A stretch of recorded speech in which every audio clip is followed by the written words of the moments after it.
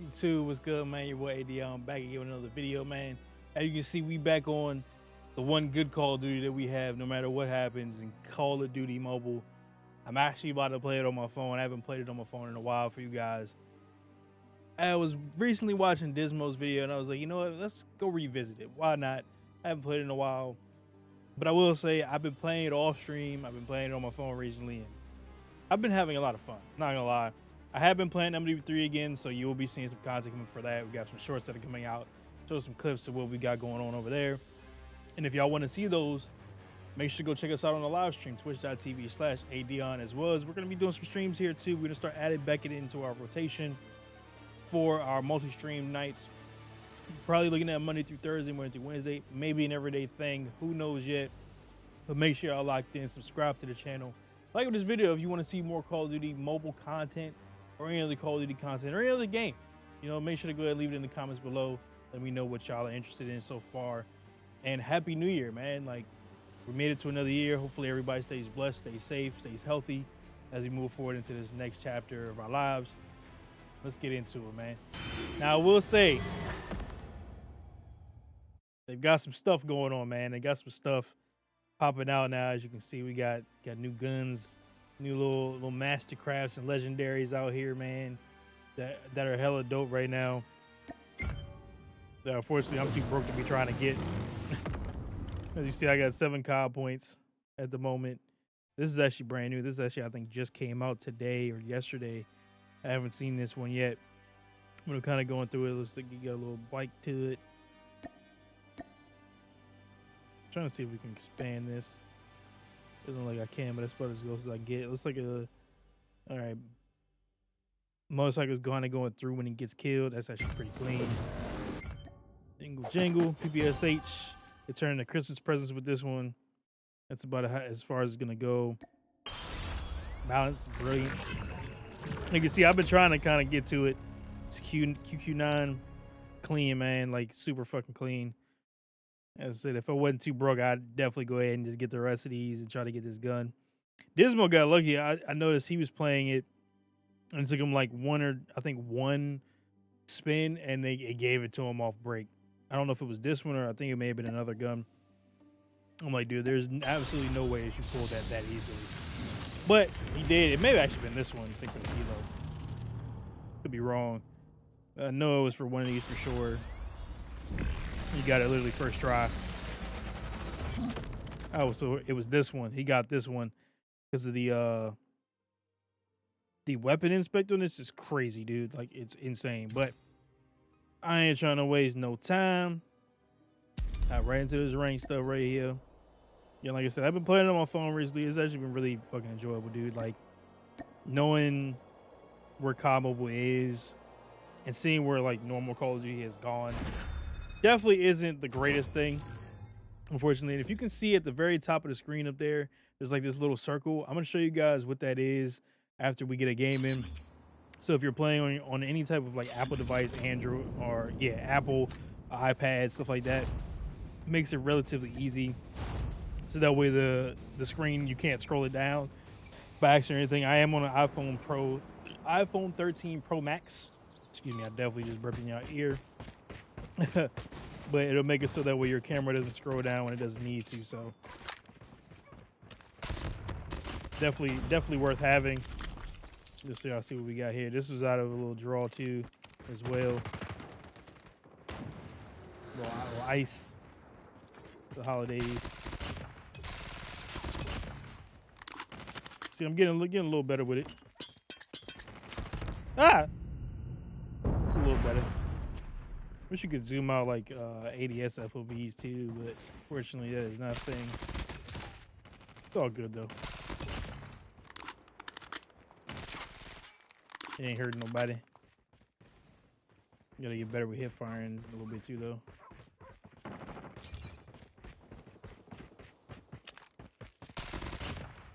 Something this UAV. So I don't know how many of you guys watch wrestling at all, a little WWE, AEW, or anything like that. But if y'all watched Monday Night Raw last night, dude, so amped up. You had The Rock come back last night. I know how that go. They definitely like swerved everybody because they were talking about a former WWE champion was going to pop out on Raw. And of course, everybody's like, it's gonna be The Rock, it's gonna be Stone Cold, and it might be Biggie. But they said it was somebody that wasn't currently on the roster, and that only kind of left a certain amount of people. Like you have to think about it from that perspective.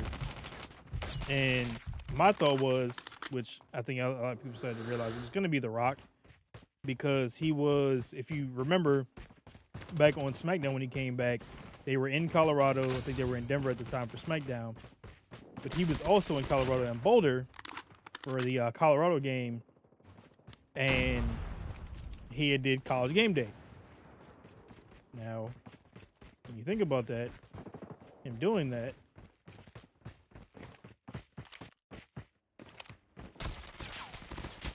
he was also on College Game Day yesterday as well in California, and there was a picture that was going around that he was with Nick Khan. And that kind of put everything in perspective. Like, all right, we know what to expect now. Like, he's coming. You know, it's going down. I can't see. I'm blind. Hold on. I got an assist. Somebody calling behind me.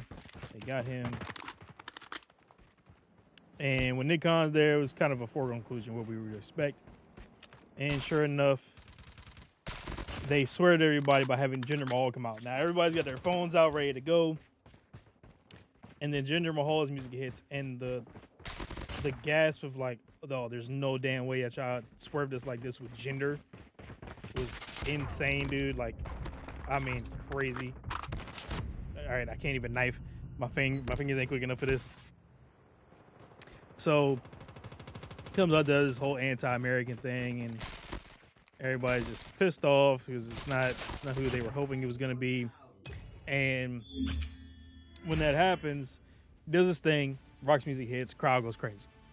As the crowd goes crazy, he's talking, they do the whole spiel, doesn't matter this, da-da-da-da. Gives them spine buster, people's elbow, grabs a mic. And as he's talking, you know, he starts talking about wanting to go out to eat in San Diego. He was like, you know, should I sit at a booth or should I sit at a bar?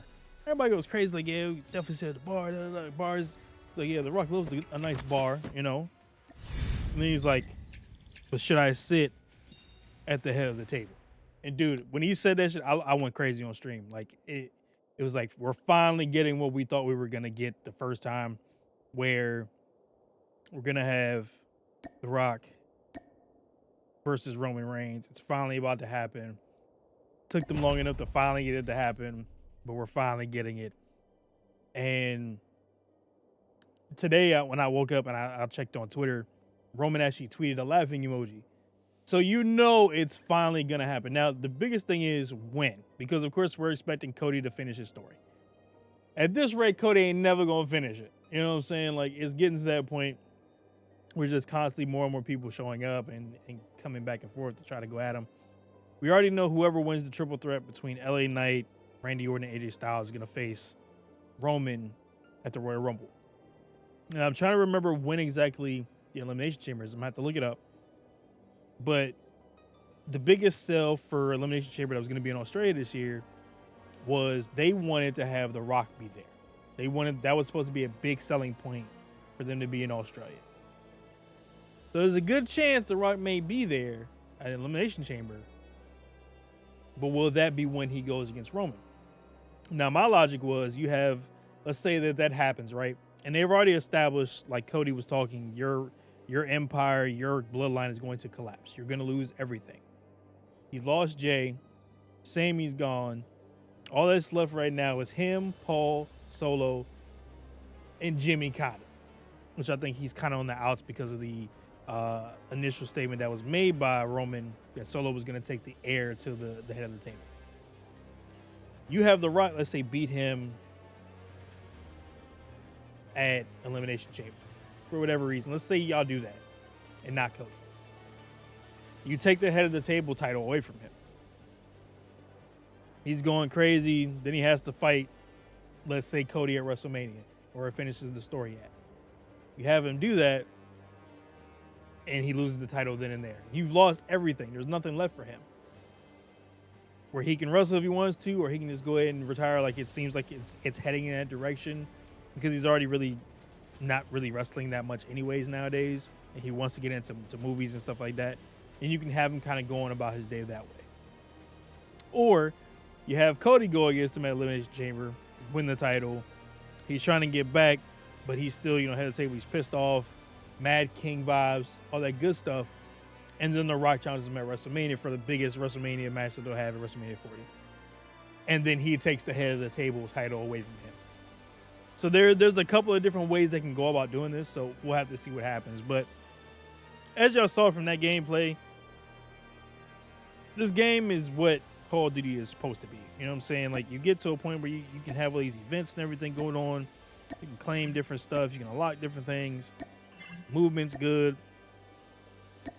And it's just one of those things, man, where why can't Call of Duty do what it does now? Now, of course, the biggest thing is it's a mobile game and it's free.